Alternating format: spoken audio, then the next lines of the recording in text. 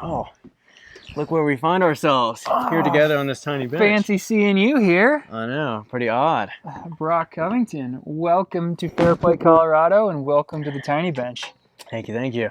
Happy to be here. Absolutely. How's the day? We just got done with the run. Yeah. How was that? We're up here at almost 10,000 feet, a little higher than you're used to. The run's good. Unfortunately, it turns a zone 2 into a zone 3 just by virtue of how hard the altitude is, and also, you know, when you're running with somebody talking, the heart rate tends to get a little bit higher. But we'll let it slide. Coach will let us slide. Coach will let it slide. So you have a strength background. Yeah. And you're signed up for a 100-mile race. Yeah. Why do you want to run? Why 100 miles? Give us the lowdown there. Yes, like you said, like 9 years of strength training, bodybuilding specifically, but with that, there's tons of specific strength goals as well, bench press, squat, deadlift, and all that. So years doing that, and there's a lot of parallels between strength training and really any fitness discipline, right? And you even see it in business as well, of discipline, the hard work, there's mental battles you go through, and you're kind of exercising those demons. But when I got into running around 2020, started mixing that in, I found that running was something that introduced a really new stimulus to me that was really exciting and different. It was something new for me to really suck at and start from ground zero at. I've had no endurance background growing up. I played baseball and a bunch of different sports, but I was the goalie of soccer, or I was like, you know, the center with basketball. I was not the one sprinting up and down the court. So didn't have that background, so everything was so new to me. And when I got into running, I was like, you know, let me see this thing. I started seeing these different hybrid athletes, whether it be Nick Bear or Fergus Crawley, or these different, you know, people hopping up there. I was like, oh, you're jacked, or you can actually still run. It's not either or. And so I was like, let me give this thing a try. Started doing it. Did the Richmond Marathon.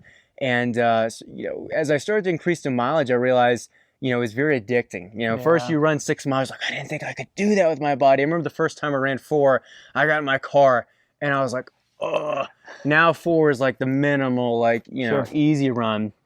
And yeah, it's addicting. You know, you run your first 10 miles, you're like, wow, then a half marathon, and you get it. It stacks up from there. And then so my introduction to trail running was just seeing all these, you know, whether it's a Billy Yang documentary or whether it's seeing these different fun ultra runners or races pop up and going, wow, like these landscapes are incredible. These distances seem unfathomable.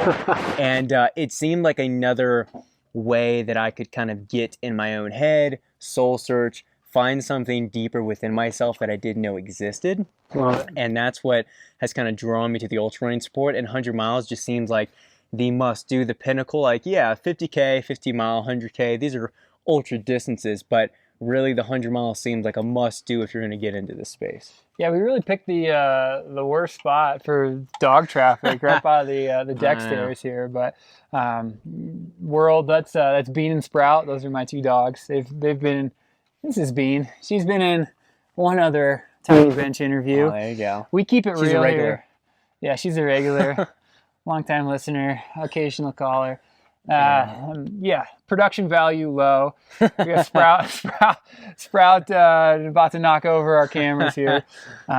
Producer. The whole point of this series is just to have some fun with some fun people, and for me that means dogs included. Yeah. But let's talk about your training a little bit. You have a full-time job. You produce videos for real estate. You have a wife. You lift. You have just started a new company. Yeah. So tell us a little bit about the new company. Yeah. And this is the first ever four animal friend episode. Episode. So tell us about the new company, and then just how do you manage it all? Like, what is your strategy for keeping it all? So like you mentioned, I manage a business. I run freelance, which is kind of a business in and of itself with tons of different clients that I work with on a week-to-week basis.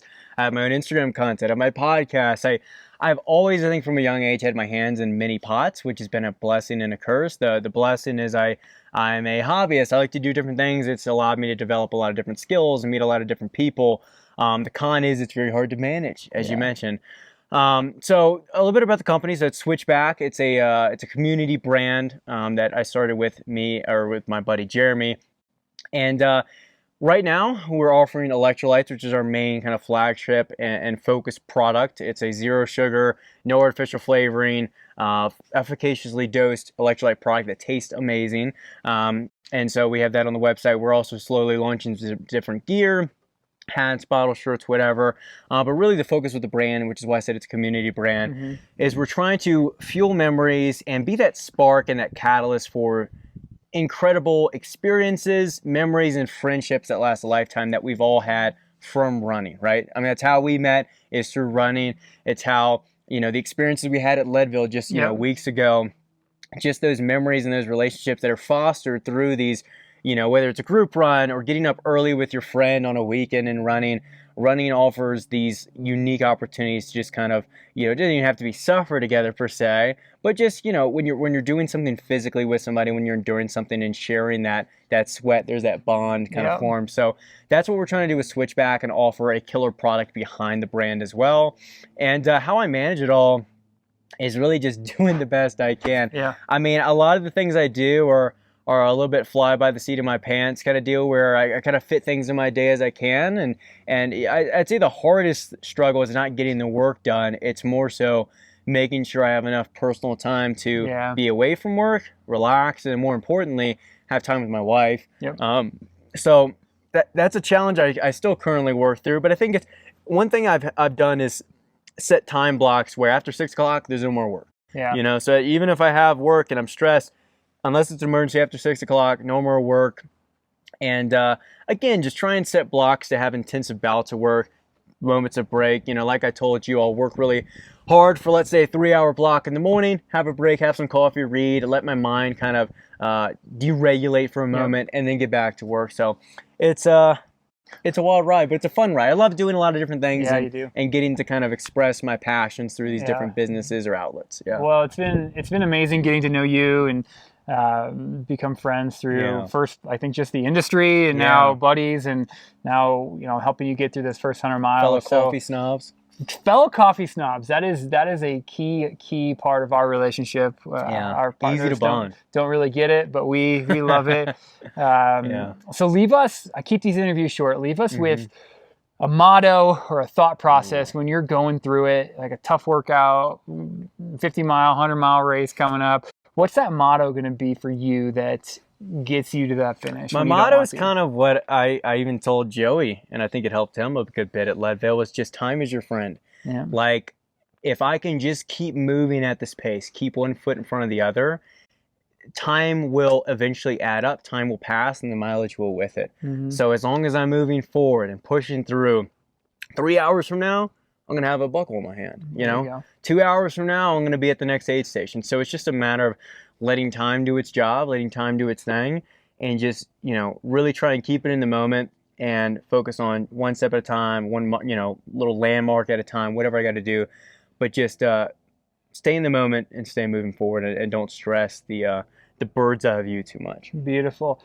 Well, thank you for coming on Tiny Bench Big Questions. Thank you for fitting me on this tiny bench. Thanks for being patient with my dogs. They decided today of all days was the day that they were going to be a part of this series. And man, can't wait to be a part of your 100-mile journey and see you do it. We'll do it. We'll get Appreciate a buckle, you, brother. baby. Oh yeah. Perfect. Oh, we're supposed to walk out? Oh man. I should have told you.